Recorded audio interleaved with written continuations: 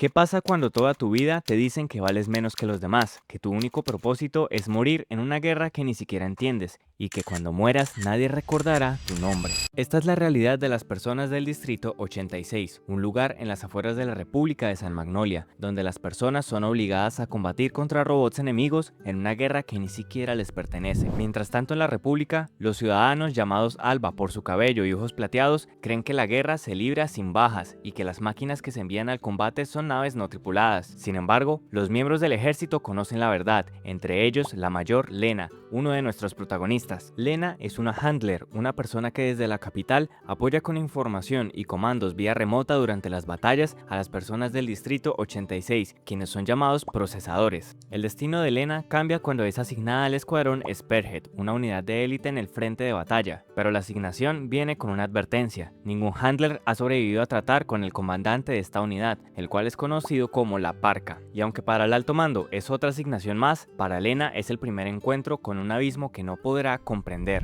Antes de asumir su nuevo cargo, Lena, con su actitud amable que la caracteriza, se despide de sus procesadores actuales, pero lo único que encuentra es un muro de odio, ya que para ellos todos los Albas son solo cerdos que irónicamente los envían al matadero. Eso sí, una de las soldados le dice a Lena algo que le hiela la sangre y augura un mal presagio: saluda a la Parca de mi parte.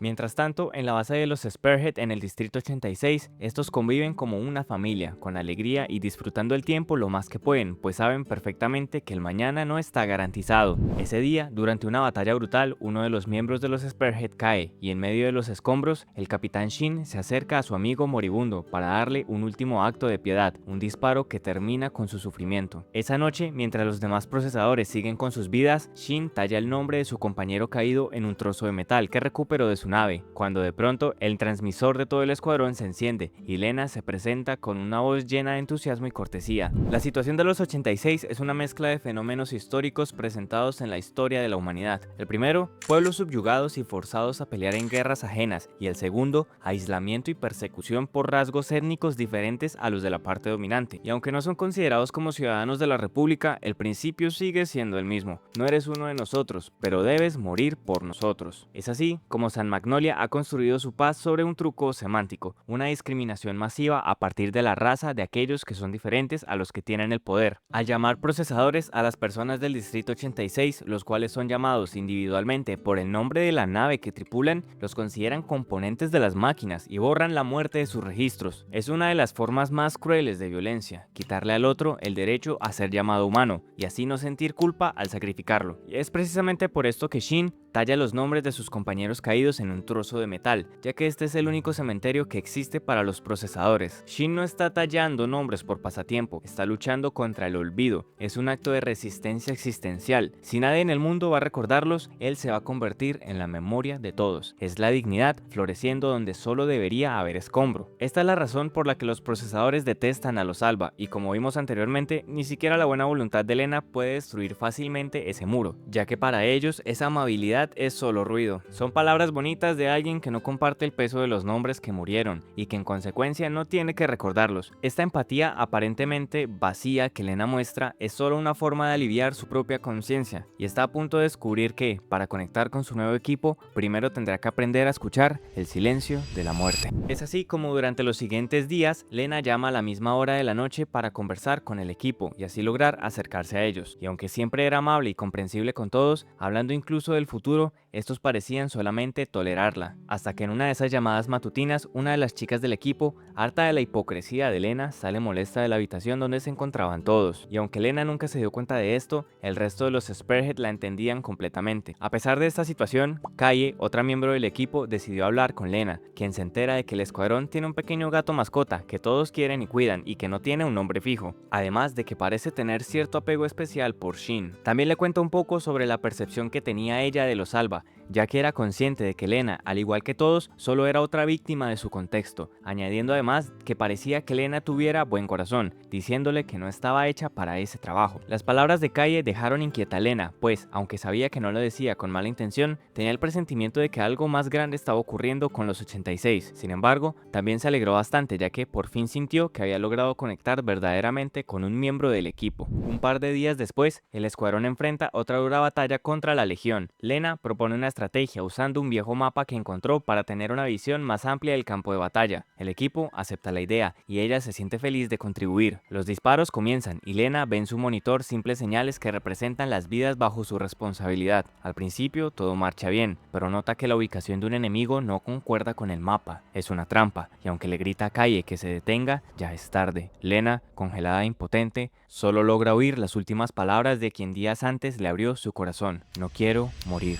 La batalla termina y Lena solo puede disculparse con el equipo, sintiéndose culpable por la muerte de Kaye, pero la ira de Teo, otro miembro del escuadrón, interrumpe sus lamentos, pues recrimina la falsedad de sus disculpas. Ellos acaban de perder a una compañera, mientras ella estaba en la comodidad de una cabina a salvo del peligro. A los ojos de los Spearhead, ella es solo otra Alba que los usa como herramientas, y lo último que necesitan es su empatía hipócrita, especialmente cuando Lena ni siquiera había tenido la decencia de preguntarle sus verdaderos nombres. Ese es el primer choque verdadero con la realidad que tiene Lena, pues aunque verdaderamente estaba afligida con la muerte de Kaye, no fue capaz de ponerse en el lugar de los demás, que no solo habían perdido una compañera, sino a una amiga, a un miembro de la familia e incluso, ¿por qué no?, un interés amoroso. Y es esto precisamente lo que detona la ira de Teo. No es el sentimiento de tristeza que Lena decía sentir, sino la asimetría de su luto, pues el escuadrón sabía que para Lena esta muerte no era más que la tragedia de un ideal que se rompió, la tragedia de alguien que intentaba ser buena y falló. Teo siente que Lena no tiene el derecho de mostrarse así de quebrada por lo que acaba de pasar, y siendo sinceros es completamente normal. A lo largo de nuestras vidas nos encontraremos con personas que intentan adueñarse de un dolor que no es suyo, y si bien es verdad que cada uno tiene derecho a sentir y expresar lo que quiera, no significa que puedan abusar de esto frente a alguien que está sufriendo la pérdida en carne propia. Por eso considero que es muy importante estar conscientes de la empatía que tenemos hacia los demás, porque muchas veces no basta con sentir lástima, sino con reconocer que mientras no suframos la misma tragedia que alguien, nuestro dolor siempre será visto como un privilegio para la otra persona. Un detalle muy importante que Teo menciona es el hecho de que Lena ni siquiera conoce los verdaderos nombres del escuadrón, pero esto es algo que desarrollaremos más adelante. De vuelta con la historia, luego de aquella tragedia los Spearhead parecen seguir con su vida como de costumbre, aunque ciertamente pesaba la ausencia de una compañera, mientras Lena sigue consternada en la República buscando consuelo en su amiga Annette, quien simplemente le pide que deje ir el pasado, ya que al fin y al cabo solo era otro procesador que perdían. Esto desata un mar de emociones en Lena, que se intensifica aún más cuando le ofrecen reasignarla a otra unidad. El brigadier encargado de esto también le hace caer en cuenta que al final del día su discurso de preocuparse por los pilotos es un ideal vacío, ya que no hacía nada al respecto para cambiar la situación de los 86, pues sabe perfectamente que no puede hacerlo. En busca de respuestas, Lena corre hacia el cementerio de la ciudad, donde llama a Shin a pedirle el nombre de todos sus compañeros. La parca intenta hacerla sentir mejor, diciéndole que lo sucedido no es culpa de ella y que los apodos de los procesadores existían precisamente para deshumanizarlos y así eliminar la carga emocional de los handlers. Pero Lena insiste, quiere tratarlos como lo que verdaderamente son, humanos, por lo que Shin termina cediendo y le da todos los nombres. Mientras Lena los anota en su libreta, escucha un ruido extraño. Es Shin quien está grabando el nombre de Kaye en una placa de metal recuperada de su nave, ya que el capitán de los Spearhead prometió grabar los nombres de todos sus compañeros caídos para que no fueran olvidados. Hasta ahora carga con 561 placas, y esta es una de las razones por la que lo apodan la Parca. Es en esta escena donde para mí el reclamo de Teo termina de cobrar sentido.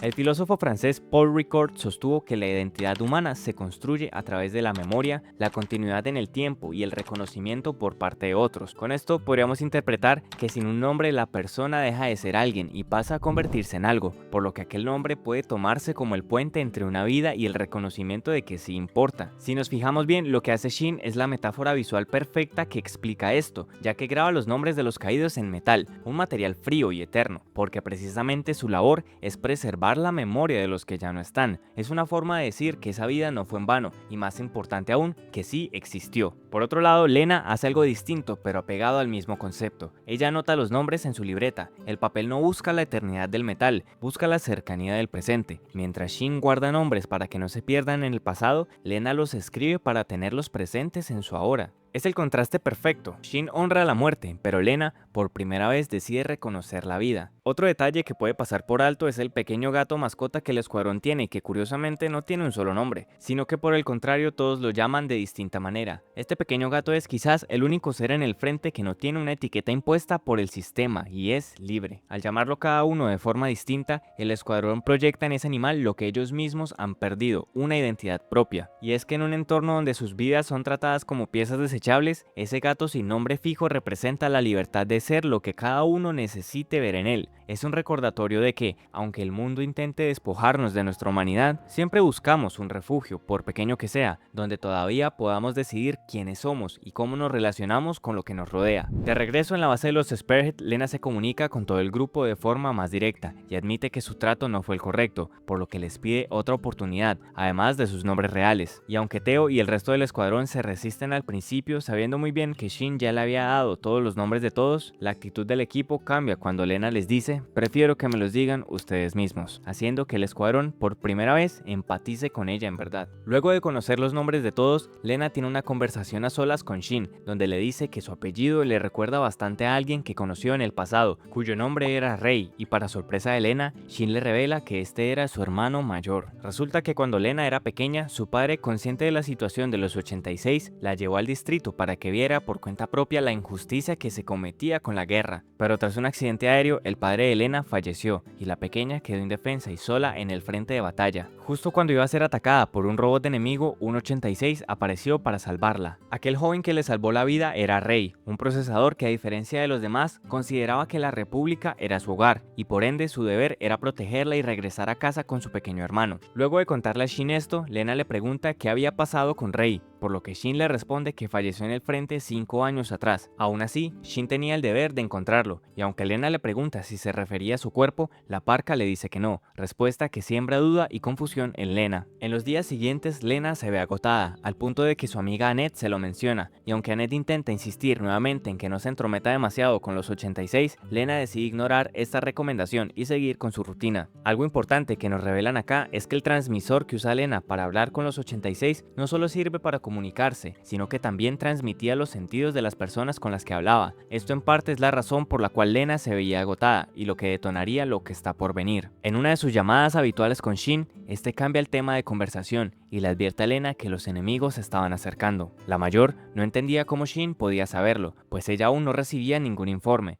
pero ignoró esto y confiando en Shin se fue a su centro de mando. Inquieta por la precisión de Shin, le pregunta cómo sabía del ataque inminente, cuando de pronto una interferencia llega al comunicador. Shin le dice que esta vez hay muchas ovejas negras en el campo de batalla y que lo mejor es que corte la comunicación, pero Lena, sin entender muy bien a lo que se refería, decide continuar e ignorar la advertencia. La batalla comienza y en cuestión de segundos, múltiples voces comenzaron a sonar a través del comunicador. No era una interferencia, ya que esto era imposible en aquellos dispositivos, era algo más. Aquellas voces se encontraban en el campo de batalla, algo que no tenía sentido. Eran voces de desespero y dolor que hubiesen enloquecido a cualquiera, y Lena no fue una excepción. El pánico la comenzó a consumir, hasta que finalmente escuchó la voz de Kaye repitiendo sus últimas palabras y rompiendo a Lena con ellas. En el campo de batalla, Shin se percata de esto y corta de forma inmediata la comunicación, para así poder acabar con la legión que tenía la voz de Kaye y terminar de eliminar al resto de enemigos. Esa noche, tras una lucha interna procesando lo que había ocurrido,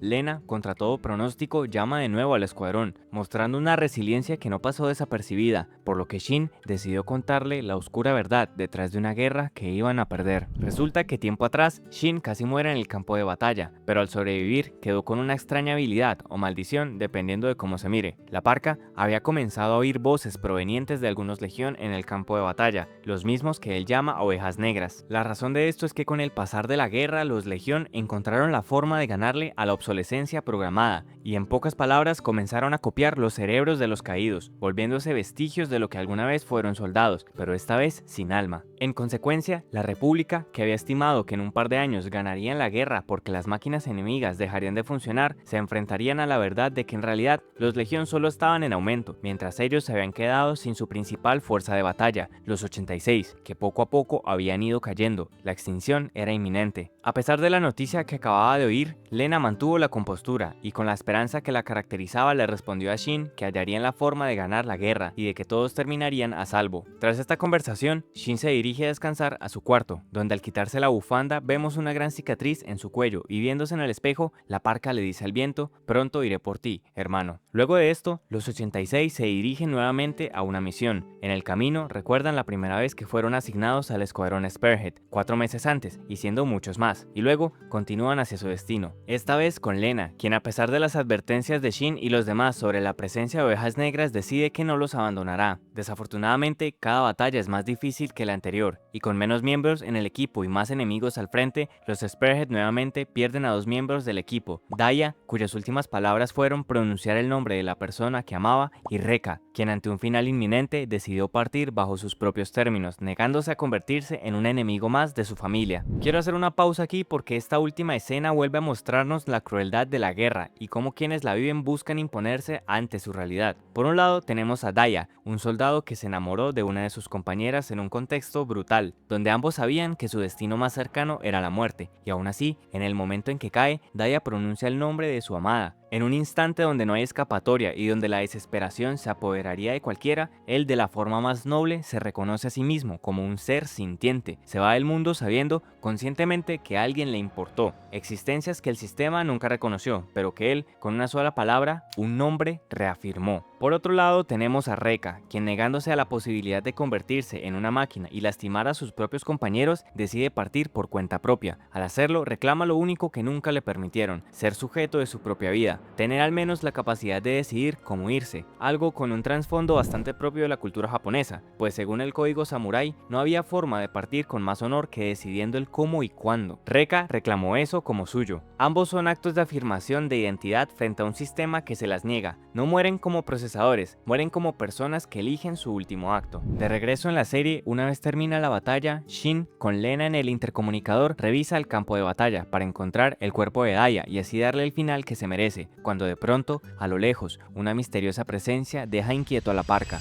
Esa noche, como de costumbre, los demás miembros del escuadrón siguen su vida como si nada, a excepción de Shin, quien evidentemente está cada vez más preocupado por encontrar a su hermano. Los días pasan y Lena en la República intenta por cada medio posible ayudar a los Spearhead como puede, haciéndoles llegar incluso fuegos artificiales de contrabando para que al menos pudieran celebrar junto a ella el aniversario de la República. Esa noche, mientras conversaba como de costumbre con Shin, este le pregunta si, así como ellos recuerdan a sus compañeros caídos, ella iba a ser capaz de recordarlos, promesa que hace Lena. Tiempo después, el escuadrón se dirige a una misión nuevamente: atacar una base enemiga, cuando de pronto son emboscados. Misiles de largo alcance comienzan a caer del cielo, por lo que los Spearhead no tienen más opción que escapar del combate. Tras la batalla, Lena nuevamente insiste en que seguirá intentando conseguirles refuerzos o equipos para que puedan luchar, pero el escuadrón decide que es momento de contarle la verdad. Shin, en medio de la transmisión, le dice a Lena que no pierda su tiempo, ya que esos refuerzos y equipos que tanto intenta conseguir jamás serán enviados, y la razón de esto es que el escuadrón Spearhead no es más que una plataforma de ejecución para los soldados que han sobrevivido demasiado tiempo. En realidad, la República nunca tuvo la intención de liberarlos de su servicio pasado el tiempo, tal y como habían prometido. Sencillamente, si no fallecían en el campo de batalla, eran enviados al escuadrón Spearhead, donde se les asignaban misiones cada vez más difíciles, hasta que no quedara nadie, y otro grupo de soldados tomara su lugar después. Lena queda pasmada al escuchar esto, y les pregunta que si lo sabían, por qué jamás hicieron algo al respecto, como huir o atacar a la República buscando su libertad. Pero la respuesta de los Spearhead es que ellos simplemente no iban a cometer los mismos actos atroces que han cometido con ellos, ya que en palabras del vicecapitán Raiden, si imitas a aquellos que te tratan mal, tú también te conviertes en escoria. A pesar de la situación en la que se encontraban los 86, siempre fueron conscientes de que iban a morir, rindiéndose o peleando, por lo que decidieron luchar hasta el final. Esa noche, de regreso en la base, mientras Shin habla con Raiden, le comenta que se le hace extraño que los Legión no los hubiesen atacado aún, pero que pronto vendrían por ellos, y que sabe esto porque finalmente había encontrado a su hermano, el pastor que estaba liderando a los Legión en esa área, y aunque Shin le dice a Raiden que prefiere ir solo, el vicecapitán le responde que el escuadrón lo seguirá hasta el final. Luego de eso, Lena, al investigar lo que le dijeron los Spearhead, descubre que estaban en lo correcto, y que el único objetivo de asignarlos a aquella unidad era ponerles fin a sus vidas, y aunque le comentó esto a Annette, solo solo la hace estallar de ira, pues no entendía cómo Lena seguía preocupándose por ellos. Aquí, Annette le cuenta a Lena que cuando era pequeña tenía un vecino amigo suyo que era 86, pero que cuando la República los empezó a usar como fuerza militar, el padre de Annette no fue capaz de ocultar a sus vecinos, por lo que terminaron llevándoselos, y la culpa consumió al hombre, al punto de que decidió partir de este mundo. La cosa se intensifica cuando, para probarle a Lena que no era más que una hipócrita, Annette le revela que aquel intercomunicador que usaba había sido producto de múltiples experimentos con vidas de los 86 y que el padre de ella había sido el responsable de todo. Al borde de la locura, Annette le reclama a Lena por haber ayudado a los Spearhead, ya que si no lo hubiera hecho, estos quizás ya habrían fallecido, y termina por romper su amistad con la mayor.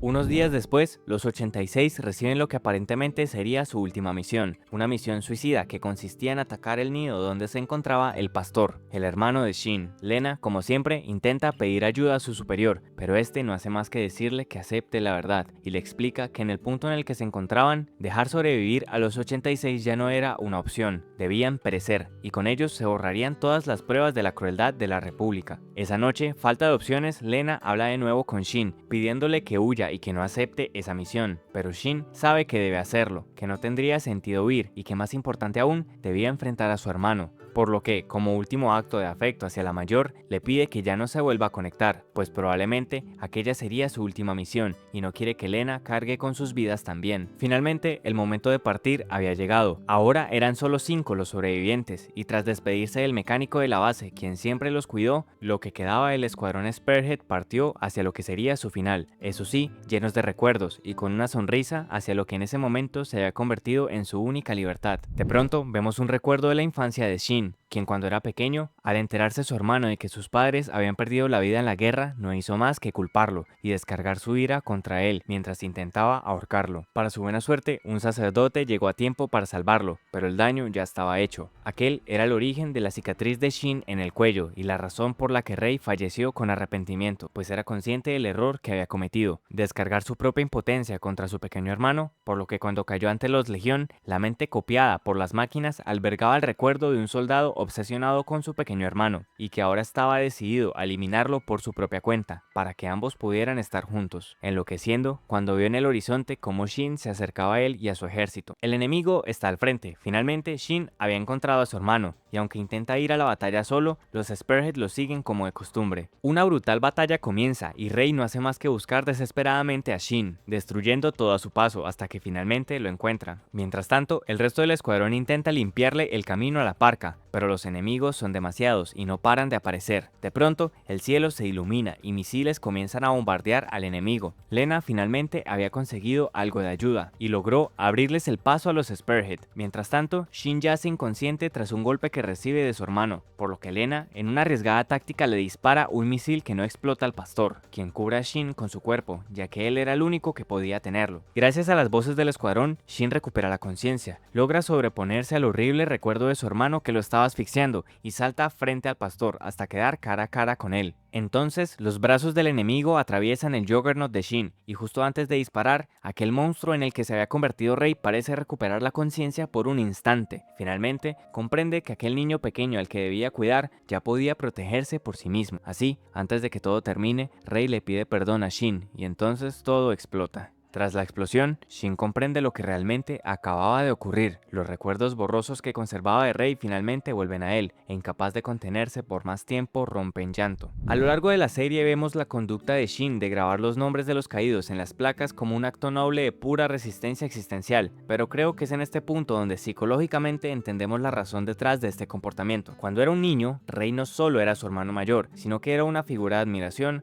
alguien que lo protegía y amaba profundamente. Era básicamente su héroe, pero cuando este intentó asfixiarlo y comenzó a culparlo de todo lo sucedido, esta percepción de la realidad que había construido se derrumbó por completo. Al vivir dos realidades tan opuestas siendo un niño, su cerebro no pudo procesar algo tan doloroso y complejo, por lo que recurrió a uno de los mecanismos de defensa más comunes que suele haber en este tipo de casos: bloquear o separar los recuerdos del trauma. Estos recuerdos no desaparecen como tal, sino que terminan siendo inaccesibles para la persona. En el caso de Shin, los recuerdos felices junto a su hermano quedaron enterrados durante años, y lo único que permaneció fue la misión de encontrarlo, que él mismo se impuso cuando se enteró que se había convertido en un legión. Esta misión también funcionó de cierta forma como una isla de supervivencia emocional, ya que mientras tuviera un objetivo que perseguir, no tendría razón para enfrentar el duelo de perder a la persona más importante de su infancia. Pero todo esto cambió cuando finalmente se enfrenta a Rey en el campo de batalla, y antes de morir, este recupera la conciencia y le pide perdón. En ese momento, la imagen del monstruo desaparece y Shin vuelve a ver por un instante al hermano que tanto admiraba, justo cuando ya se había sobrepuesto aquel recuerdo doloroso, que vemos que es cuando se quita la bufanda, ocurre la explosión que le pone fin a todo, y con ella cualquier posibilidad de estar con él. Aquí, su cerebro dejó de necesitar la barrera que lo había protegido durante tantos años, y los recuerdos felices comenzaron a regresar, y junto con ellos, el dolor que había permanecido dormido por tanto tiempo. Por primera vez, Shin no llora únicamente la muerte de su hermano, sino también todos los años en los que no fue capaz de recordarlo como realmente era. Es por eso que su gesto de honrar a los caídos puede también entenderse como una respuesta al trauma que marcó su vida, porque Shin aprendió algo terrible desde que era muy pequeño, y es que una persona puede desaparecer incluso antes de morir. Él mismo perdió durante años los recuerdos del verdadero hermano que había amado, y con ellos no solo a la persona, sino quién había sido esa persona para él. Por eso, cada vez que un compañero cae en el combate, él se niega a permitir que ocurra lo mismo y graba sus nombres en las placas. Este comportamiento tiene un paralelo muy real en la psicología humana. Cuando perdemos a alguien importante, solemos preservar fotografías, cartas, objetos o incluso visitar su tumba. Y no lo hacemos porque creamos que la persona sigue allí físicamente, sino porque estos rituales nos ayudan a mantener vivo el vínculo con quien ya no está. Y en lugar de olvidar a quienes mueren, encontramos maneras de seguir llevándolos con nosotros, y las placas de Shin cumplen exactamente esa función. Otra cosa que se podría asociar con Shin sería la culpa del sobreviviente,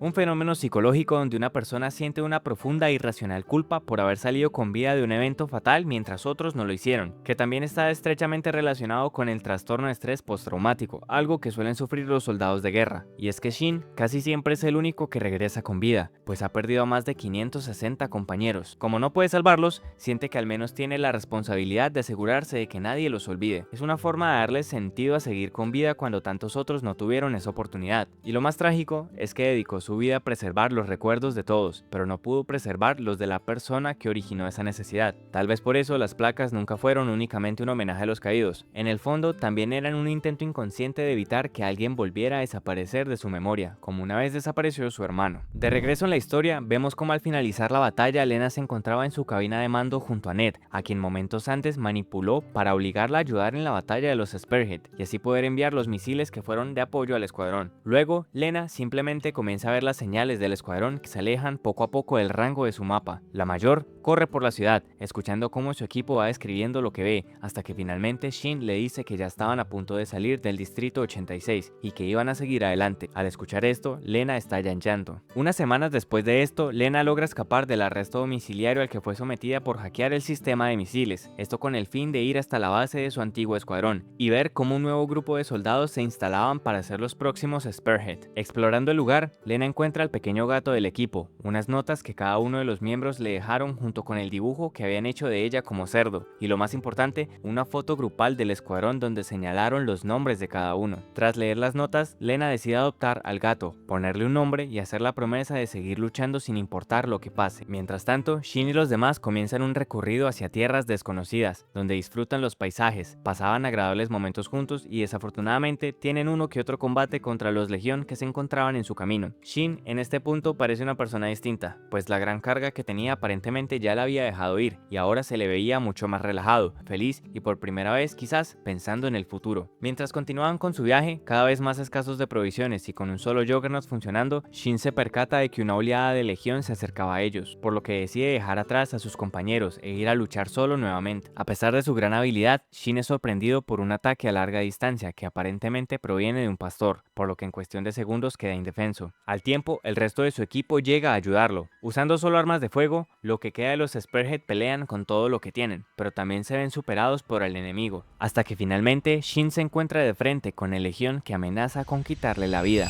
Quiero terminar este video hablando sobre la forma en la que se desarrolló esta serie, porque si bien tenía muchos temas que podían analizarse, creo que por encima de todo resalta uno, la importancia de recordar a quienes ya no nos acompañan y de cómo sus nombres son la parte fundamental de esa memoria. Al final, cada personaje estaba luchando contra el peso de sus propios recuerdos. Lena cargaba la enseñanza que su padre le dejó antes de morir y la memoria de aquel 86 que la salvó. En el escuadrón Spearhead, cada miembro tenía sus razones para luchar, para odiar a los Alba o incluso para sonreír de la forma en la que lo hacían. Y especialmente Shin, quien convirtió su vida entera en la misión de llevar consigo la memoria de los demás. Pero aquí hay algo que vale la pena mirar de frente, porque recordar tiene dos caras. Para Shin, durante mucho tiempo recordar no fue un acto de amor, sino una cárcel. Dejó de vivir para construir un futuro, y empezó a vivir solo para cargar con el pasado. Y sin embargo, ese mismo gesto, el grabar los nombres y negarse a olvidar, es lo único que devuelve algo de dignidad a un mundo que trató a esas personas como piezas desechables. Recordar puede ser un peso que te hunde o puede ser el acto que afirma que una vida importó. La serie no nos dice cuál de las dos es, nos muestra que un hombre puede ser ambas cosas a la vez. Y es aquí donde quiero volver al inicio. Los 86 eran personas cuya vida valía menos para la República, y su único propósito era morir en la guerra sin dejar registro alguno de que alguna vez existieron. Esa era su condena. Pero la serie entera es la respuesta a esa condena, porque alguien sí lo recordó. Alguien grabó sus nombres, y mientras exista un nombre grabado en metal, escrito en una libreta o pronunciado en el último aliento de alguien, esa persona no desaparece del todo. Por eso creo que esta serie nos invita a pensar en quiénes son las personas que marcaron nuestra vida, esas que ya no nos acompañan, pero que pusieron su grano de arena para convertirnos en lo que somos hoy. Porque recordar sus nombres no es solo un homenaje al pasado, es la forma más simple y a la vez más profunda de decir que existieron, que importaron y que mientras nosotros sigamos aquí no van a ser olvidados. Y parafraseando una frase dicha de otra serie, una persona solo muere cuando es olvidada. Es así como termina la primera temporada de 86. Si el video te gustó y quisieras que analizara la segunda parte, déjalo abajo en los comentarios y suscríbete para no perdértelo.